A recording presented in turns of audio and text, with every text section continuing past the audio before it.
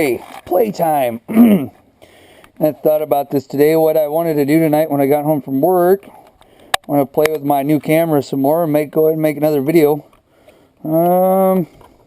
I figured I'd just do a little quick instructional on how you can part off a piece using this little Sherline lathe. It's pretty slick little operation. I parted off the piece I made last night.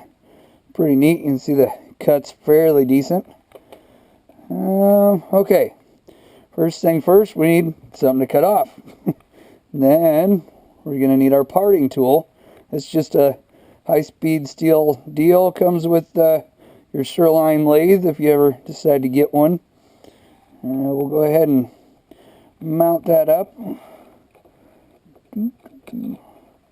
Okay, first thing you want to do is you want to make sure this thing's adjusted properly. First thing you want to check, make sure that your cutting tool is on your center line of your part that you're cutting. You want to be either dead center or just below it.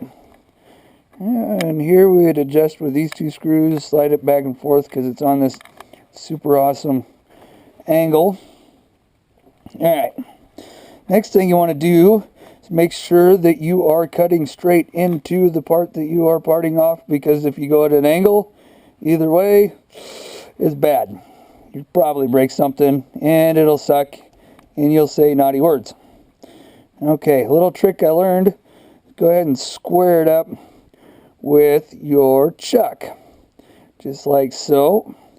It's not necessarily the perfect way of doing it, but it works in a pinch, especially if you're cutting on some softer material like brass. Other thing you can do, use a square on your tool post. You get out an indicator, really go nuts, get it within thousandths of an inch. Okay, next thing is we want to go ahead and part this off, but we want to make sure of a few things first. First thing is you want to part it off close to the chuck as possible. You don't want to drag it all the way out here and do that because it'll flop all over the place and go nuts. Next thing is don't want to have a center on there, because when it gets close to parting it, falling off, it'll bind up and break everything. Now, since this is brass, I'm going to go ahead and turn it up probably way too fast than most people would think is a good idea. But we'll go ahead and let her rip, get some chips flying here. Just go ahead and slowly feed it in. You see it's making a pretty sweet little groove there. Just kind of give her a feel. If it was something like steel, stainless, you want to go a little bit slower on your spindle speed and your feed speed. You probably want a whole bunch of lubrication in there.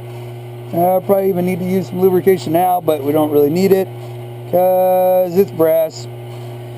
Anyways, we're getting real close here. I'm going to do something completely unsafe. I'm going to reach in here and I'm going to catch it. I don't recommend doing this, but I'll do it anyways because I don't care. So we're right about to the center and off she comes. Haha! There we go. And shut the lathe off. There you can see, pretty decent cut, mostly square. You see this blade's got quite a lot of flex in it, so it's kind of hard to get a perfectly square cut.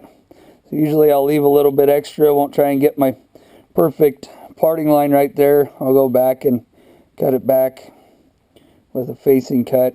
It also cleans it up, gets rid of your nubbin. But anyways, there you go. That's how you part something off. You see, you can repeatedly part off whatever you want. So now, bigger lathe, got a slightly different setup for that, for the parting tool, which is a replaceable carbide insert.